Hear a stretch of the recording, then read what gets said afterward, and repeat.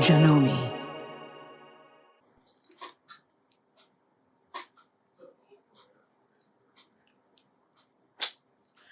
Hi, everyone. Welcome to Live with Janome. Let's see what's going on here. We don't have any viewers yet, so I'm going to pull it up over here on my iPad and see what we've got going. If I can find it. No, I don't want to connect over there. Let's turn something off. Oh my gosh. So many things. So hopefully, oh, there's two people out there. Hopefully you can hear me. I just changed my microphone, so hopefully it's showing. I'm just trying to get us up on my iPad here and see what happens. Oh, there we are. Okay, now we can go. Let's see who's out there. Oh, there's Kelly. Hi, Kelly and Danielle and Deidre. JP's here. Well, welcome, you guys. Oh, my goodness. So hopefully everybody can hear me. So we got some thumbs up for that. And welcome to Janome Live and Skill Builder Week 6. So this week is on the applique stitch. So I'm going to show you some things about that. So I do have notes and I tried memorizing them, but you know, sometimes things aren't there.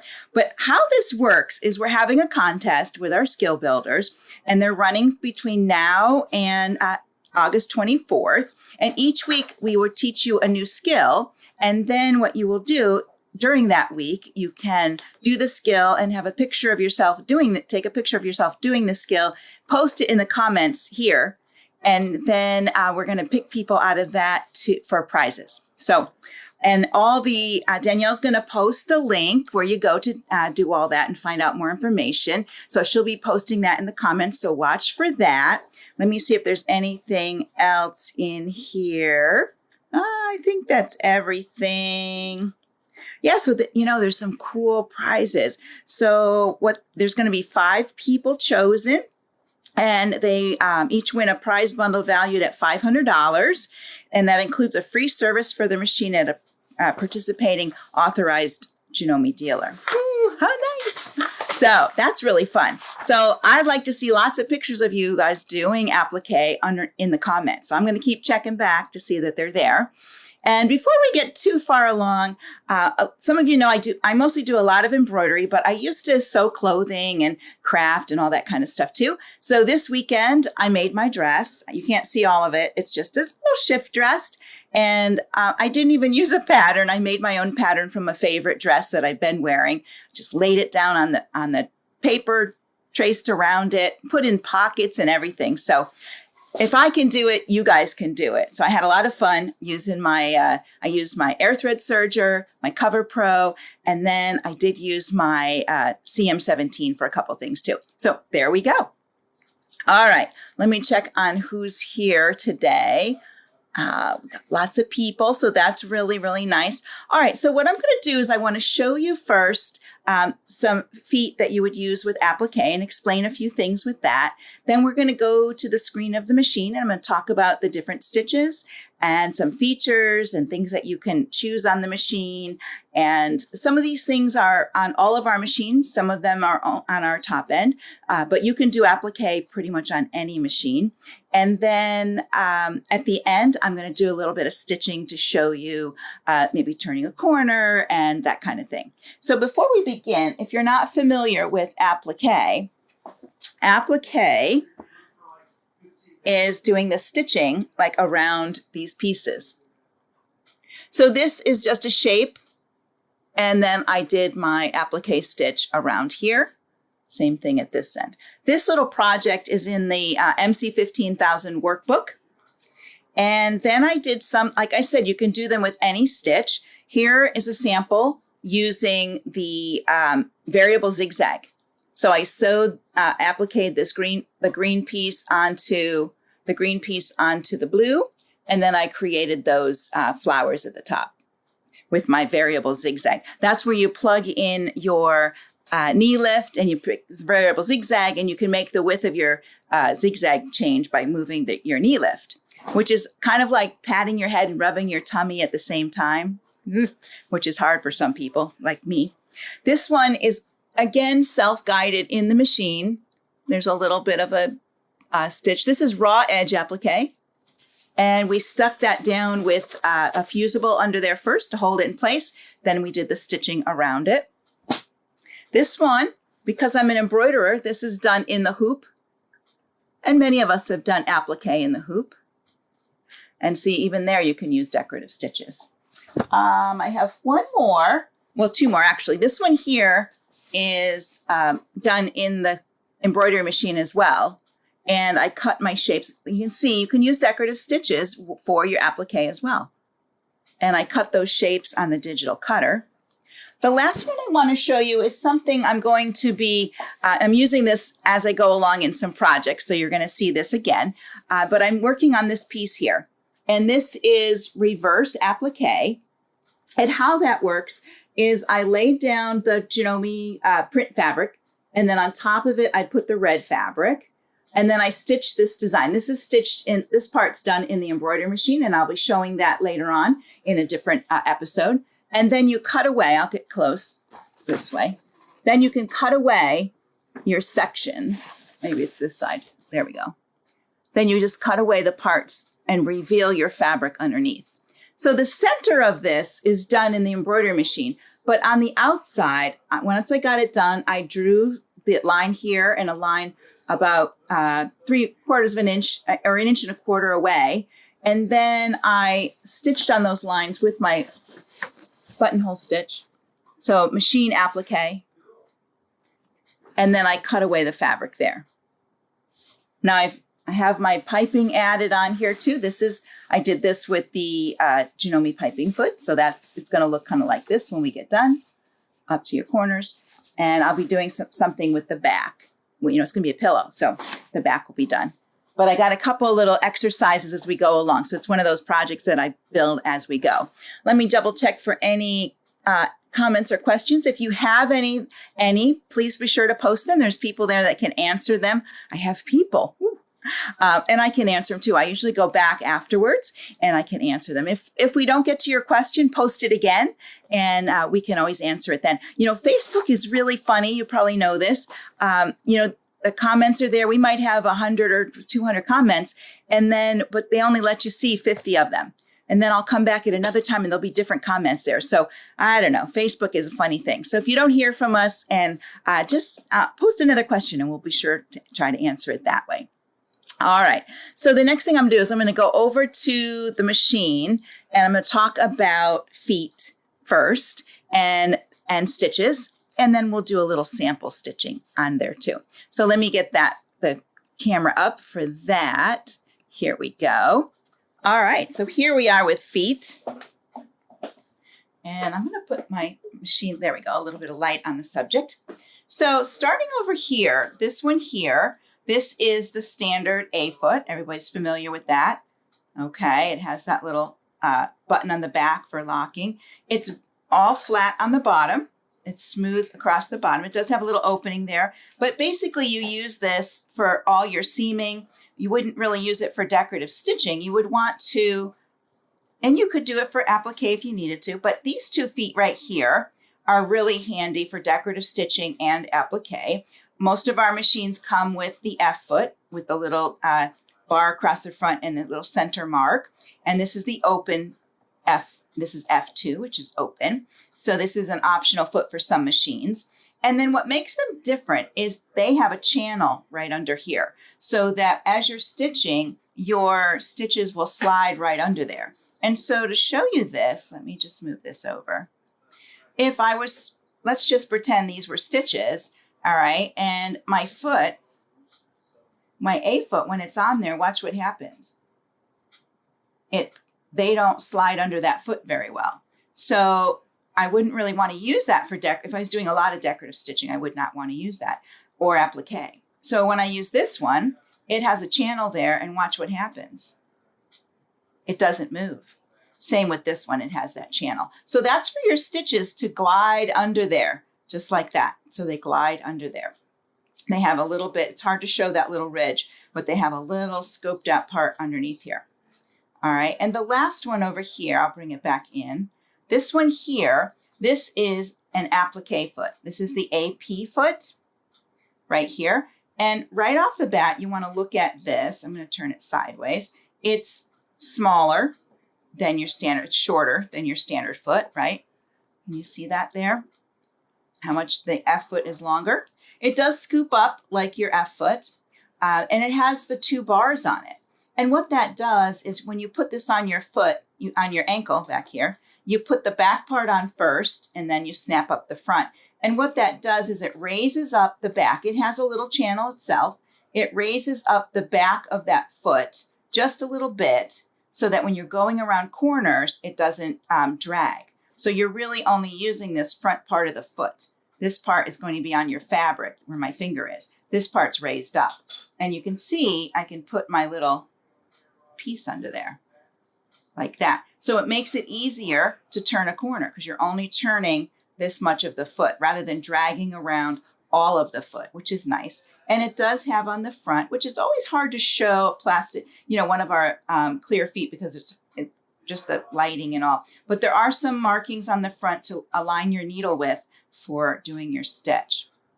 So let me turn my machine back on so it went to sleep on me. So that's the applique foot, and you have your F2 and your F foot. So I would definitely, if I was doing applique, I would try not to use my A foot. So I'm going to set that aside. I would definitely go to either my F or my F2. And if I had the AP foot, I would use that. And this does come in, this is 9mm. It does come in a 7mm as well. So you can definitely use it for that on there. So let me, oh, Marlene, thank you about my dress. It's so cute. I got this fabric at a quilt show. I either buy my clothes at a quilt show or I buy fabric. It's really a weird thing. And let's make sure there's not anything in there. Okay, we're good. All right, so now I'm going to move my camera over to my screen, and I want to show you a couple of things that's important over on the screen before we come back to sewing. So bear with me as I bring my camera over.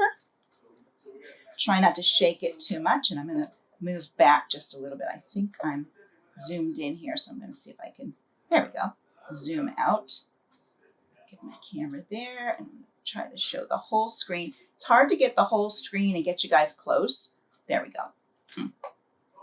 All right, so I am in, I'm on the CM17, and at the very top, well, I'm going to go back here. Typically when your machine comes on, you're in the utility area, and you can really use any stitch for applique. Some people like to use a zigzag stitch, a satin stitch, or you can use the blanket stitches, which are considered applique stitch.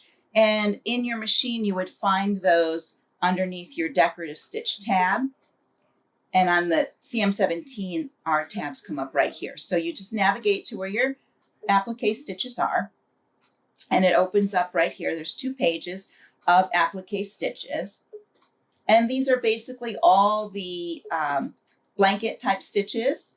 And right here, there's a little satin stitch too. This is a really nice satin stitch. I've used this for applique.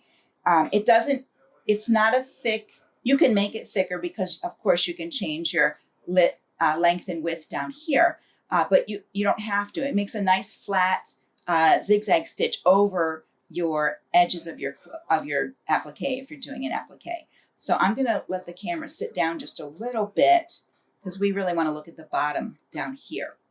So a couple things are going on with your adjustments down here. And all of our machines, you will have, we have your applique stitches. You have a stitch width and then a stitch length. Now the width is that, let me go back to an applique. The width is the bite. It's the part that goes from here over to there. Okay, that's the bite. The length is from here down. That's the length. And you would change that here. Okay, so if you want to make the bite bigger, you're going to plus it up. And if you want to make your length longer, you're going to plus it up. There we go. So it's a little longer on there. This would be tension if you needed to change some tension. And some of our machines have this one right here. This is actually your needle position. So it's different from the bite of it. This moves the stitch itself to a different spot within that oval hole of your foot within the opening of the foot right here. So if I plussed it up, let's go this way. You can see that stitch is moving over. So it's going to start more towards the left. What's great about that is when I put my foot down and I don't want to lift it up again and move all my fabric over. If I'm not aligned, if my needle doesn't align to the edge of my fabric, I can just come here and I can move this, one way or the other to snug my needle up closer to the edge of my fabric without having to lift the foot, move over, lift the foot, move over. I can adjust it here. Some of our machines have this. Sometimes it's in what's the adjust area right here. Some of you have this cut to adjust. Some have a bar across with an adjust, but in the adjust, it's located in here as well. And the other thing in ours, well, here we have our favorite stitch. So once you adjust it, if you want to save it, you can. We also have presser foot pressure. So you can change your presser foot pressure. You can turn on your pivot function down here, which I highly recommend. And then we're going to talk about this button up here. Does everybody see the little triangle with the bar? This is the start over button. Okay. And when you're stitching along, you do a line of stitching and then you go back to the start. The top of you're doing lines of stitching. If you go back to the start and you hit this, it'll put the stitch back in its first position. So on this stitch, it's hard to see, but it goes forward first. So if you touch that, it would go forward. When you use it here, it's going to put locking stitches in there because that's how it starts. All right, it's begin again or start over. That would be there. And I'm going to double check to make sure if there's any. Oh,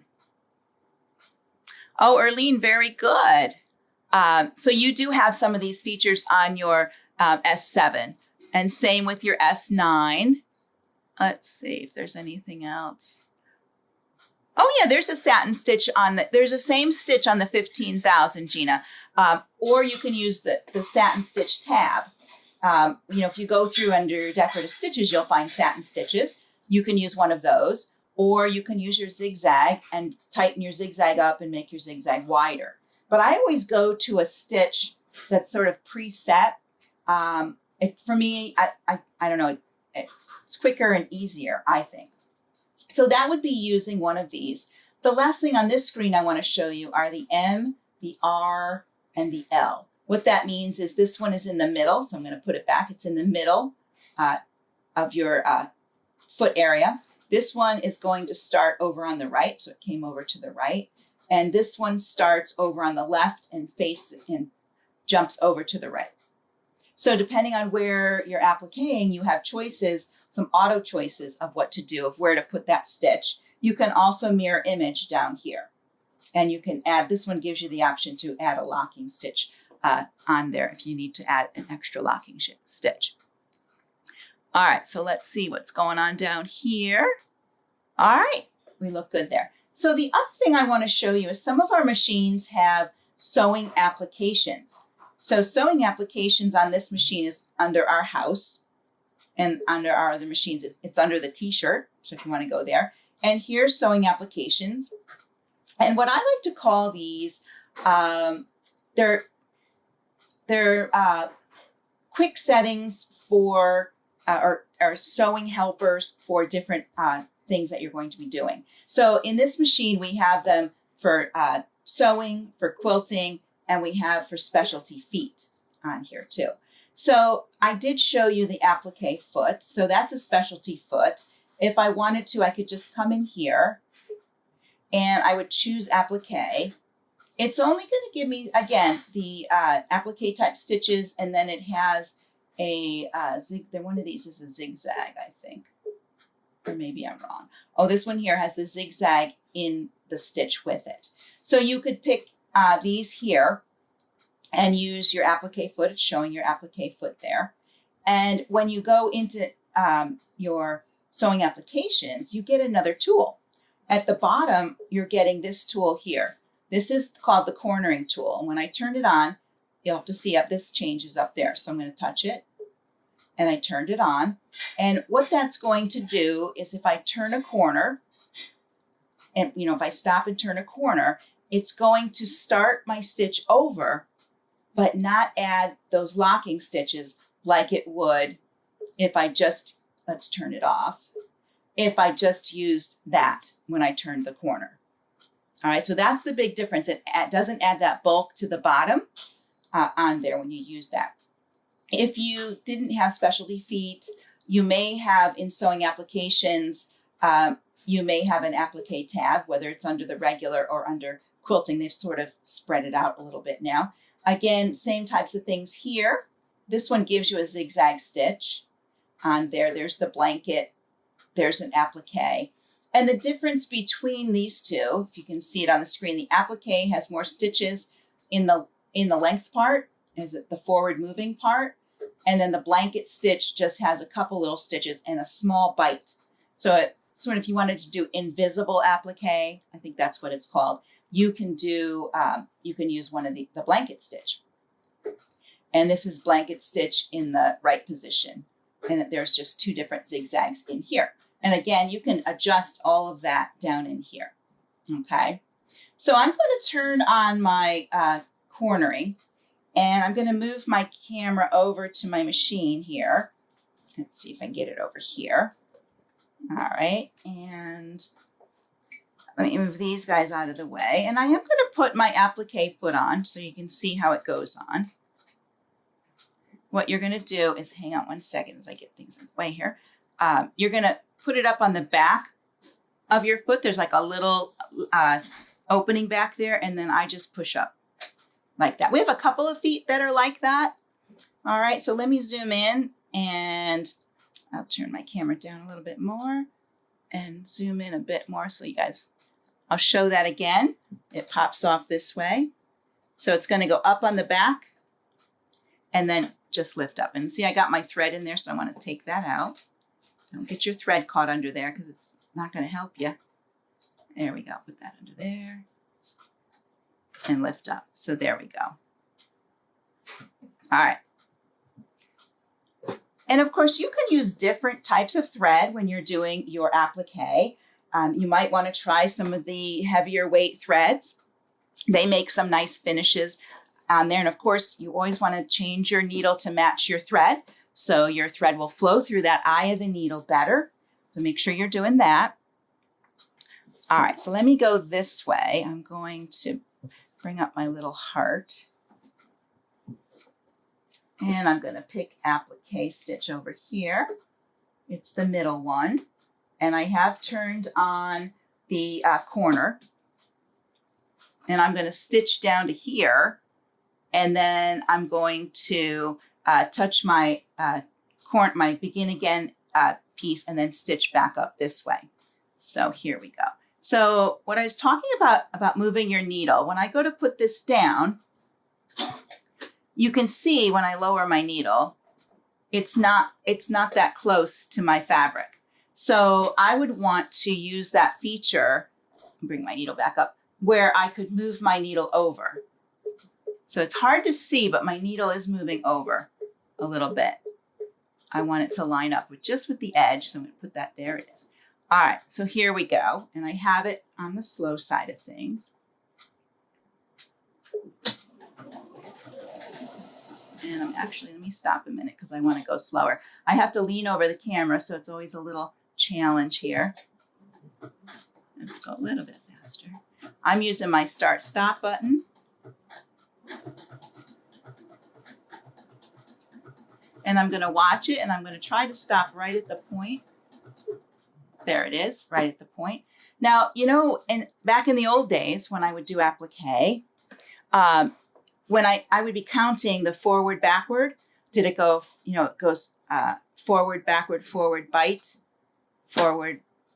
So you'd have to figure out, oh, where am I? So when you turn here like this, you want it to bite in the right direction. But this is why we're going to touch our start over key.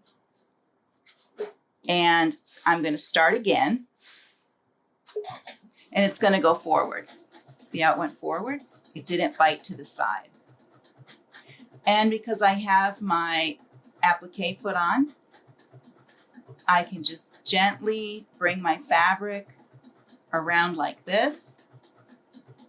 I have my pivot function on. So like right here, I might want to pivot to smooth that out. Try again. But see how nicely it's going around? What I'm going to do is I'm going to stop here for a minute, and I'm going to take, I think I'm going to bring my needle up too.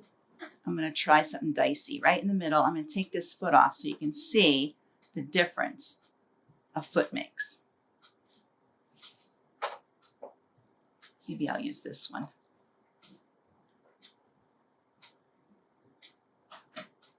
Okay, so now let's put this over here. There might be a difference. See how it's crinkling up? And when I had that applique foot on, it just was going right around the corner. I didn't even hardly have to stop to pivot. But if I want to pivot, I'm going to follow this up here. When I'm coming around here, see how it's starting to make a wrinkle? All that wrinkle, I have to pivot. I'd have to keep pivoting and keep pivoting. All right, so I'm going to go a little bit further. And on this sample, I'm going to show you if I stop. I'm going to turn off my cornering technique. I'm going to lay that flat and pivot there. I'm going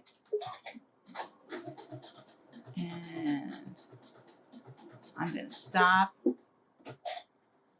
And I'm going to hit the start again without the corner technique. See how it made those stitches in the beginning? I'll show you on the back. You'll be able to see it. So here, we'll stop here. I love that applique foot, I just have to say. Okay, so let me go here. I'm going to try to make sure I'm in the camera. All right. Let's make sure. So right here is where I stopped and I used the other foot coming over. And then here, where there's like a little bit of extra thread right in here, that is where I did the start over key where it gave me locking stitches. So there, it doesn't show as much there, but in another project I was doing, let me see if I can show it on here. I have a little piece. No, it doesn't show as much, but you do get a little buildup of stitches when you use that, because did you see it do the locking stitches when it started over? It does. I'll show you. We'll do some locking stitches so you can see that. And then okay, here we go. Okay, so let's do this. We'll hit the start over button. So it'll start right from the beginning, locking stitches, and it's going to go forward. All right, I'm going to turn it off. I'm going to turn on the cornering technique. There it is. And I'm going to stitch. Hang on. I'm going to stop. And I'm going to say, oh, I want to start again. So I'm going to hit my start again. And it just moves it over to the forward position. It doesn't do those extra stitches.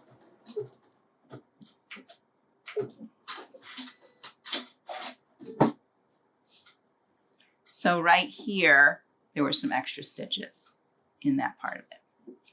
There we go. Okay, let's see if there's any questions over here. Oh, the applique foot, it's AP.